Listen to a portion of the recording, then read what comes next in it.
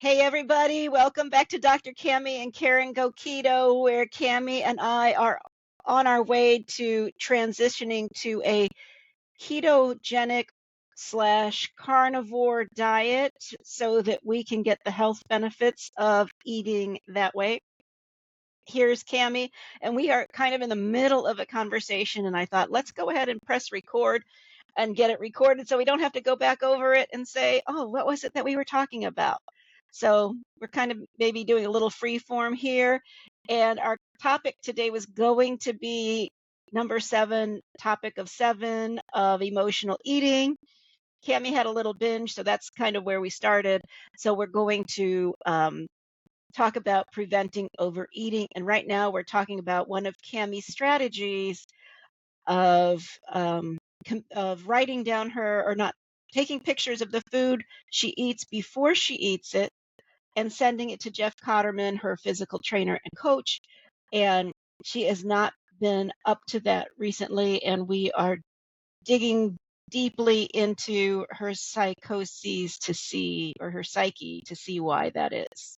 Cammie, Which what is do you have to probably a say? psychosis. Yes. Yeah, same thing.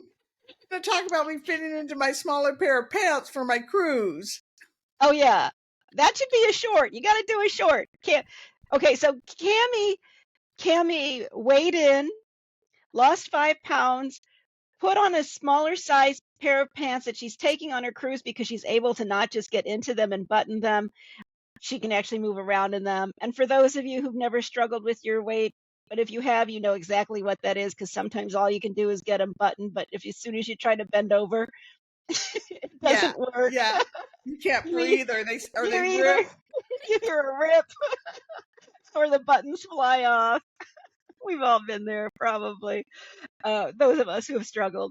Anyway, Cammie, let's talk more about the question of, because Cammie's been using the strategy. The strategy is take pictures before I eat food, any food, and I'm asking her why, what happens when she doesn't do that, and about her commitment to taking those pictures.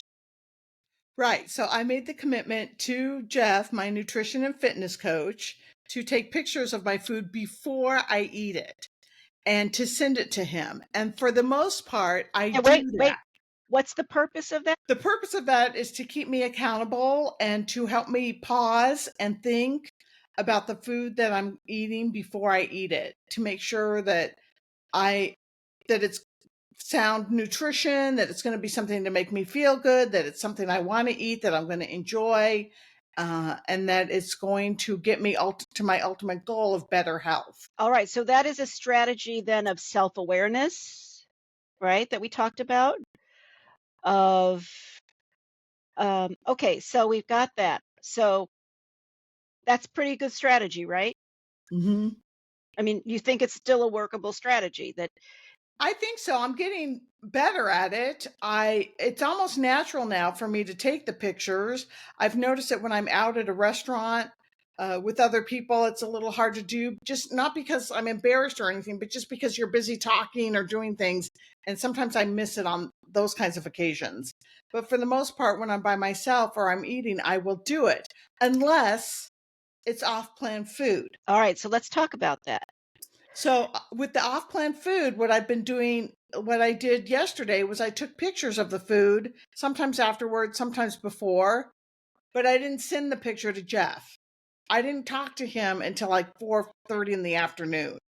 Okay, so the purpose of the strategy is to give you pause and to give you self-awareness. So what is your purpose in not sending it to it? Part of it is when I am checking out, when I choose that I'm going to be checking out of reality and getting myself numb with sugar, that I don't care about being accountable and I don't care about how it's going to make me feel. I have to say that throughout, as I'm binging less and I'm binging on less food, that's getting less and less. It's becoming more. I'm becoming more aware of what I'm going to eat before I eat it. and how it's going to make me feel, but I'm still doing it. For Okay, example, so go ahead. I bought like $16 worth of candy yesterday, but I only ate half of it, and the other half I put in the dumpster. Okay, it always makes me smile that you always have to put a price tag on everything. That cracks me up. I do. Well, I'm trying to give them an idea that it's not just like a candy bar. It was like, Okay, well, why don't you say I bought, no, because that could be a candy bar. Have you not bought your candy bars before? no, Um, I bought a lot of candy. I was trying to yeah, tell them that it was a lot. yeah, but you didn't want to say, oh, and I bought 4 cookies and a candy bar and Skittles and ice cream But I threw and the candy bar in the trash before I ate it after the yeah, 4 cookies. yeah. But see, that makes a difference to you because of the cost. It's one of the reasons why once you've done it, you're committed to keeping it. So you believe that this commitment to take the pictures of the food, you think this commitment is one-sided. You think you're the only one involved in it. Well, I wouldn't say that's totally true. I think of Jeff on the other side of it. I think of Jeff not having somebody be authentic with him and When do having you him when do you think about sit in that? the dark. When do you think about that? When I'm eating the food, I think about it. All right. When I So go to eat it, before I eat it, as I'm buying it, I think about that and my lack of carrying out my commitment to him. so what is that about? How can you do that? Well, I can do it pretty easily. I No. decide. No, I mean, what goes through your head when you say, "Oh, I know that," what do you know that you think about that you have a commitment? That's why I'm saying it's all about you, because if you have a commitment, right? I have a commitment to to Jeff, and I am just going to disregard it. Why is that so easy? Well, it's not. I wouldn't say that it's easy to do. Sure I seems think. like it is, Well, there's guilt and shame around it for me but that's still. easy for you. But that's easy for you. That's the part you thrive on. No, I don't like it anymore. I would have to say that 80% of the time I don't go off the plan. For the number of times that Oh, I think about eating off plan, 8 out of I'm not 10 times I won't.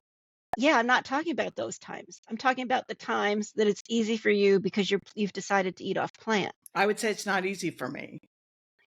Then why do you do it? If it's not easy, so you're making it hard, you're saying it's hard for you to break your word, but you're going to do it anyway. I It's wouldn't hard say for it's it's hard for me to cheat on my husband, but I'm going to do it anyway. What's the mindset that you expect in somebody's mind if they're saying that, right? well, they're not well. Yeah, well, we know that possibly, but if you've got something in place like a strategy that says I'm supposed to do this, and you say you think about him, but you don't give a fig for him because you don't do it.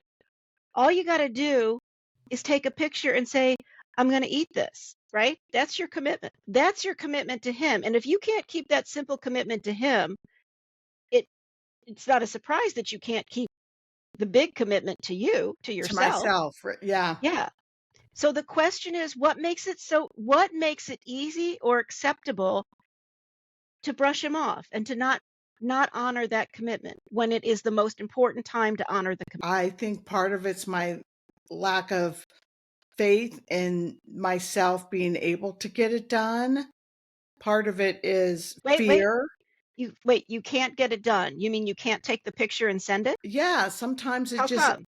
How come? because I'm too busy thinking about getting high on sugar. It's like a O- fix. It's Okay, so you an don't have the addictive type time of to do it? behavior. Yeah, okay. So but we know that, right? That's the whole reason that you're doing it. The reason is to bring awareness to it. So why is the idea of bringing awareness to it something you choose not to do? You choose not to bring awareness. You've already got awareness, right? There's already awareness. Mm-hmm. So it sounds to me like you have a commitment to him to take pictures of the food. Is the commitment to him also to eat on plan because he's the one who makes the plan, the food plan? Or is there like an underlying commitment that you're breaking that you don't want to acknowledge? Well, not to, no, I would say not. I would say no. I mean, because you're talking about, before we were recording, we talked about how a commitment is a communication between two people. Right. And I don't have I have the commitment I made to him was to take pictures of the food I eat before I eat it, no matter what it is, period. Yeah. So does That's that the sound hard? commitment I have. Does that So, sound hard? no, it doesn't sound hard, but it is Sound hard. no. Well, I is make it it? hard. Is it? No, it's not. You you don't make it so how is it hard for you to do it when you've taken the pictures and sent them? How is that hard? Is your phone hard to use? Do you have like fingers that don't work like my mom because she really can't like hold a phone and take a picture? Is it hard that way? Okay, so how is it hard then? It's not a physical hard. It's not physical. Okay. It's emotional and mental, Okay. maybe So even spiritual. you don't want to do the hard thing until when? Because how hard is it for you to deal with the aftermath of eating the food? Well, I would say the hardest aftermath is dealing with our lovely conversations that we have on this damn channel. Really? If that's the hardest thing, because it sure seems to me you struggle. You struggle when you're, because what's your weight right now? Well, it's very physical. My weight with Jeff was 243. Yeah. And you really wanted to be under the 240s. You really wanted to lose 100 pounds by August. Well, I wanted to be closer to 220 going into the symposium for metabolic health in August. But what were you when we went at the symposium? But you said then you were going to lose 100 pounds. Yeah. Well, it's not happening. I was talking to Jeff about that yesterday at my weigh-in. He said, we were talking about I'm doing a lot of things right, and that I'm 10% of the people that can't get into ketosis. After being Yeah, good, for 2 weeks straight, I'm eating less than 20 grams of carbs a day for 2 weeks in a row. but you get that 2 weeks in a row is not going to have you lose weight. That's not for anybody. I can't. No, but it should get you into ketosis. It should get you higher than 0.2. No, not for a lot of people. A lot of people, it takes months, especially if you're going to get in ketosis. And what was your insulin when you had your insulin measured? And then it went down to 28. And it's supposed to be like 5 or 10. Yeah. So everything that I've heard on YouTube, all the doctors that I have on, follow on YouTube with ketogenic and carnivore, they all talk about if your insulin is high, there's no way you're ever going to be in ketosis. So you should probably be measuring your insulin. How often do you do that? Well, I haven't done it. It's been about almost 5 months, I think. I was going to do it right before the symposium.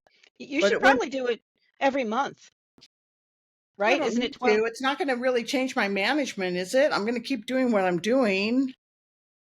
Okay. Well, let's see. You weigh yourself every 2 weeks. You don't have to do that. It's not going to change your management. I don't know, there's a lot of things that you do, but I've just told you if your insulin is high, don't expect to be in ketosis. So if you don't, you're sitting here saying I should be in ketosis. Well, if your insulin is 35 right now, you shouldn't expect to be in ketosis. Give it up. But you don't know what your ketosis, what your insulin is. I'm saying give yourself the knowledge of whether or not you should expect to be in ketosis. If your insulin is 5 right now, then you could say, boy, why the hell aren't I in ketosis? Well, I didn't realize my insulin was going to be 32. I mean, this was, my plan was to get into ketosis right away because I knew ketosis would lose my fat. And I'm not doing that. I'm just gaining muscle. Yeah.